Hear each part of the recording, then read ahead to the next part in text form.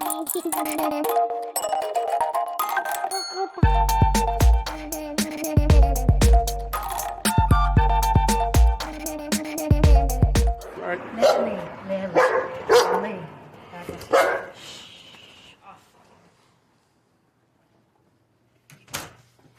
go, see? It'll be nice.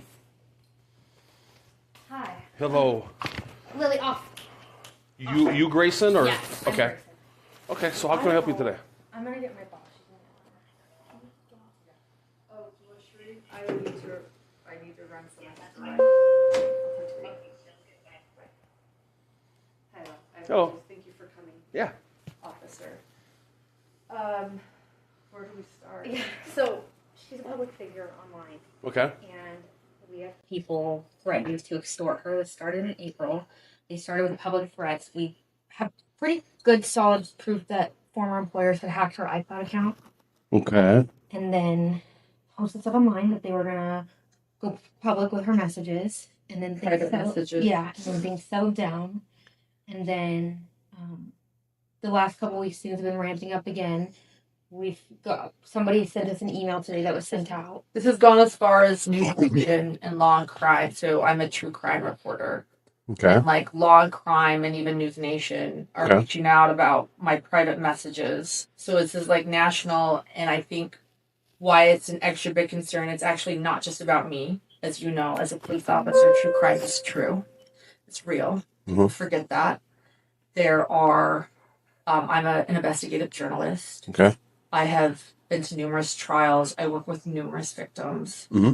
And if these private messages of mine come out between employees, it won't just be me that's harmed. Mm-hmm. It's going to be a lot of people that is harmed. And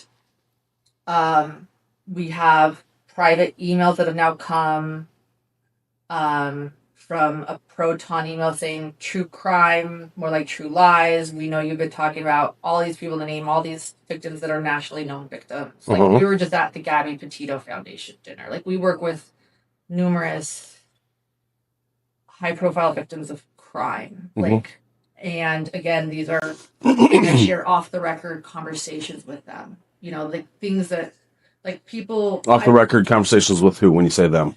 The ex-employees. Okay. Because they're my employees, and I'm like, hey, I learned this information. I'm going to go forward with this. We can't say this. Did you have an NDA with them? I did not. There's the big challenge right there. They posted threats online, threatening to release her public stuff, her private stuff. And we have said seriousness from a reporter. I'd have to see what those are. Yeah. Do you have a lawyer already? I have a lawyer that is my brother. He sent cease and desist, and someone wrote back saying, okay, dear Lauren's brother. I mean, he's a good lawyer, you know, so that's why I use him. But, you know, they, but yeah, he sent cease and desist and said these are very private, and he cited case law and laws. And I have those, the cease and desist sent. And, Cited the computer fraud for hacking your. Well, did you share your password with employees so they could do things under your premise? Like in your absence, you says, here's my password, go ahead and... I sent them some passwords, but then the employment terminated. Okay. And I changed what I thought were all my passwords, and I am concerned that I had given them... I did not ever give them permission to get in an iCloud whatsoever. Okay. And the employment had terminated, and I actually think they went and figured out how to get into it. Okay. So that was a matter of permission. I'm not a big IT person, so I mean, how they could hack it, because Apple's one of the hardest things to hack. So it would have to be, I'm leaning more to the point of a shared password that wasn't changed. Yeah. Yeah. And when were they terminated? Did you have a termination letter, or what'd you have? Yeah, with... Yeah. I have termination letters. But you don't know who's... So it sounds like there's more than one There's more than one person that could be doing there's this. multiple people involved. The people I've talked to have been saying names of who's involved, and they are telling me you need to be prepared for this to go public. They want her head on a platter. They want to destroy her. Okay. Like, these people are... I have the first threat here, and I have the email that we got. So what's the threat? What's the words of the threat? This one was public service announcement. So for context, she had a private conversation with another person who works for her this day, and just that she was really upset about the falling out and how this ended, the employment stuff ended. And 2 hours later, this goes on social media. Public service announcement. You better quit lying in private before the truth gets told in public. I'm not sure if you're suffering from delusions or amnesia, but you're trying to play with OG Crash House. We don't mind me exposing what needs to be exposed. Didn't act you as a courtesy, but don't mistake that for hesitation. They put that in a public forum. Okay. And then at first, take a screenshot of that if you can. Oh, I have it. Okay. At first, I told her, I'm not sure that this is what you think it is. Like, this could just be coincidence. And then... Or an idle, a threat in a sense of, oh, we have stuff on you, but maybe they don't. Right. Well, and I was like, how would they have... But how would they have gotten that message? Yeah. Give me 1 second here. Hey, I'm going to call for service right now. Are you going to be in that area for a little while, or? You got a particular location you got to visit?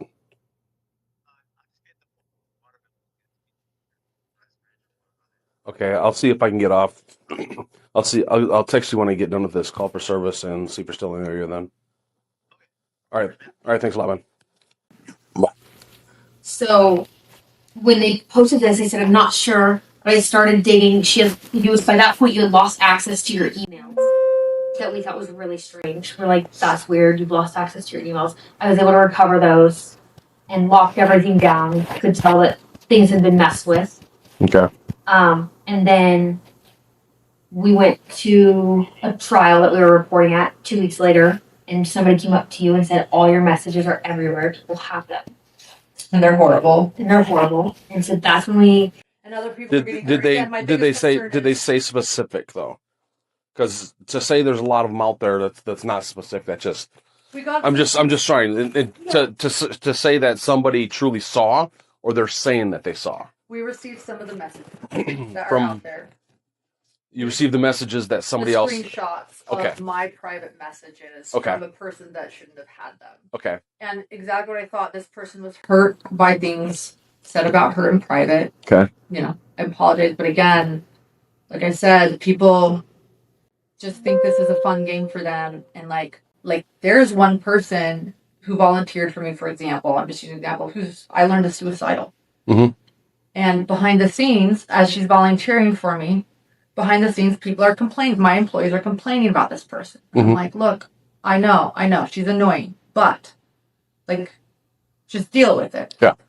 If she gets this, you know what I mean? This is to me, I'm like, and I know you guys deal with this every day. People are assholes, but she could self-harm. Do you know what I mean? This is so upsetting on so many levels. Not just oh, woe is me. Right.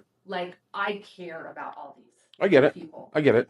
But my job is to decipher if there's a criminal act or not. Correct. Okay. So I'm there's a lot of crummy people out there that are horrible to other people, whether it's child against a parent against a child, saying ugly things, saying many ugly things, which is despicable, but it's not against the law. Sure. So that's what I need to do is decipher if a crime has been committed, and then what route we would go down to trying to prove that. Yeah. Correct. Because cybercrime is it's a whole different challenge and stuff. So I agree. And I hear what you're saying. If they're not asking for money, it's hard to say that there's extortion there. Okay. So, or asking for something in return. That's hard to say that there's extortion because, if you look at just the political arena, people have dirt on people, have dirt on people, have dirt on people. Right. Hey, I'm going to let this out if, you don't do this for me. Sure. That would be extortion, sure. But if for being vindictive or saying, I know you're not telling the truth, so unless you tell the truth, I'm going to let this out. That's not really for money or personal gain. That's just saying, hey, I'm going to out you. Right. Right? So the crime in that is, there's no real crime.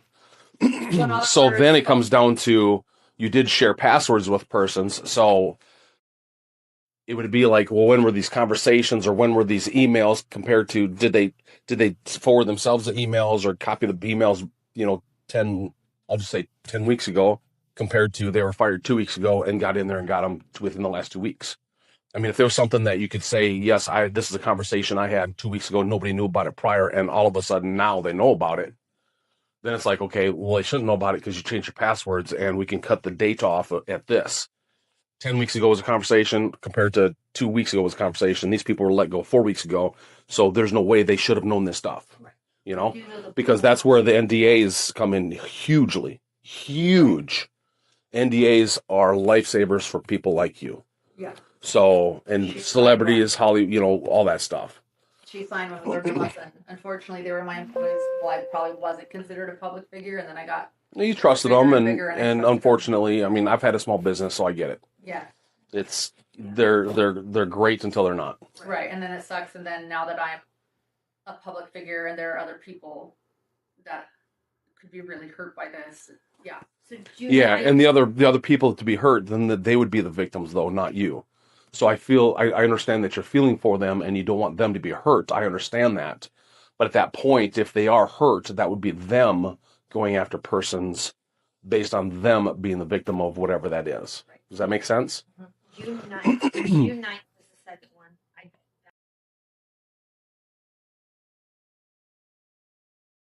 Yeah, you know. Right. So he's understanding. I just want you to know. At first, we were like, we just gave him what we've explained right now is like, look, I am the victim, but we have a big concern about the actual victims in the cases we cover, and then being re-victimized by my pieces. Yeah, by my private messages that come out. So at first, I just want you to know, and he understands that this is officer. What was your last name? I'm sorry. Bolvie. He's great, and you know. And we're working with circumstantial evidence right now. We know that.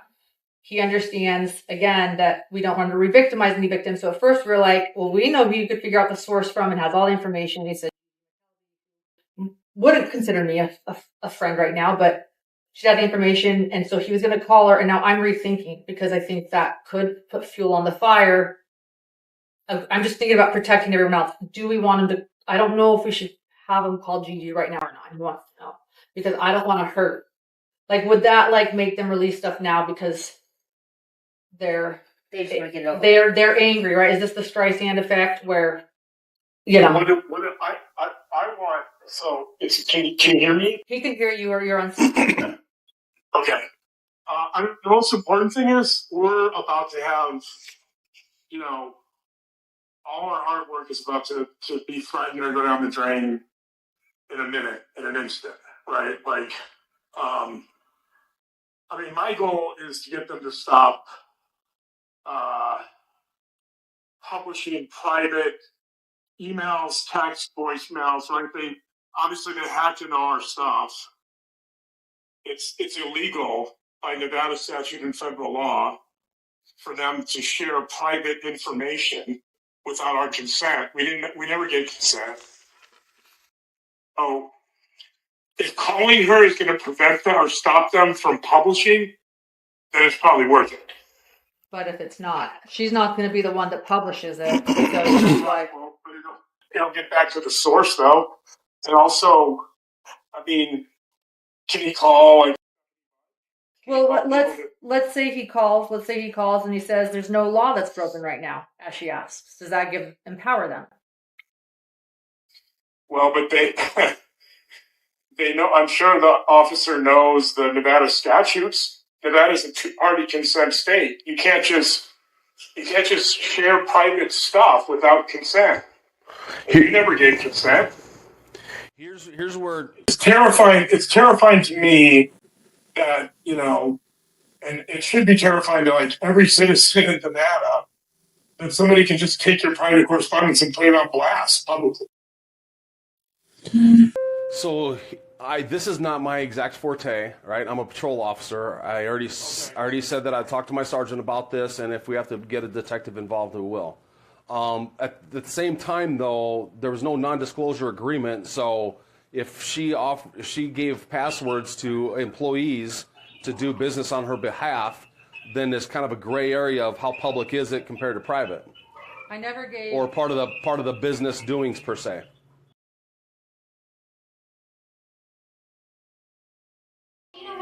concern is the whole text of, like, these will be shown by your text messages. Like, they're very clear that they are releasing your text messages. And the fact that they were in your iCloud account, which is cited... I've never given them a password to my iCloud. Like, And you've seen a direct copy of a particular text then? I've seen... Somebody showed me one in person. Yeah, I've seen things. Or do you have it sent to you right now? One that you know for a fact is from your iCloud account?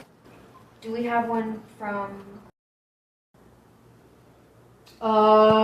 Did you get it? Here's what we usually do. We go by the screenshots showing the proof of, and I mean, it's kind of like a financial crime in a sense. We need all this documentation, the bank account records and all that other stuff, So having all this stuff, you can talk about it, you can say I saw it, but without the proof, once again, there's not a lot to go off of, or nothing to go off of. So the proof is what we need. I think if he calls, I think if somebody official with law enforcement calls and says, we're aware of the fact that you believe that that you've seen texts that are private correspondence. These ones aren't iCloud, but these are her private messages that have been sent around and were emailed to us. If you call, I understand. if you call and say, we have information. They're crossing out names of who's in it. Wait. November 23rd, okay. Wait, hold on, John. There's two people talking. Hold on. Okay, go ahead, John. We have information that you've seen private texts that have been shared with you from Lauren's iCloud account, which, by the way, is a crime. That's illegal. It's a federal crime because we're going across state lines. Like, you can't share private information. Well, I don't enforce federal crime either, so the FBI would probably have to get involved with this. Right, I agree. There's actually two federal crimes here. But, yes, I know the FBI meant to jump in. Because this may be more FBI than local. That's what I'm thinking. I don't know. We all agree with that. But my biggest concern, though, John, is if Henderson police calls, because this isn't their jurisdiction, they're not federal, and they say we don't know if there's a crime that's been committed. If she asks that further, then it goes further. And if he's still trying to figure that out, he can't say there's been a crime that's been committed. Do you have a lawyer already? I have a lawyer that is my brother. He sent cease and desist, and someone wrote back saying, "Okay, dear Lawrence brother." I mean, he's a good lawyer, so that's why I use him. But they, but yeah, he sent cease and desist and said these are private, and he cited case law and laws. She did So say she files said and everything. she has files and files of emails and texts, including voice memos. But where'd she get them from? That's where you would come in. We don't know. Well, I thought you asked her. We asked her and she wouldn't tell us her source, so I think she would tell you. But that was the question. Like you said, would they tell? Yeah. You don't have to call if you don't want to, but I'm just... No. I mean, if she's not going to share with you, then I don't know why she would share with me, because she doesn't have to. I'm guessing she's in the industry, right? She's in the industry, yeah. So once she ruins her reputation by giving up sources, then what's her job going to be? I think... I mean, I can have a conversation with her. I hear you. So that's the challenge of being in this kind of situation. So I was also in the real news for a long time. Mm-hmm. And so I kind of understand more how it works. She's an excellent journalist. She's a great journalist. She has not been in the real news, if that makes sense. Yeah. I believe that if police called her, she might say that I received it from this person. Okay. But I hear you. And I respect that, like, journalists wouldn't share, and she might not, but I think she might.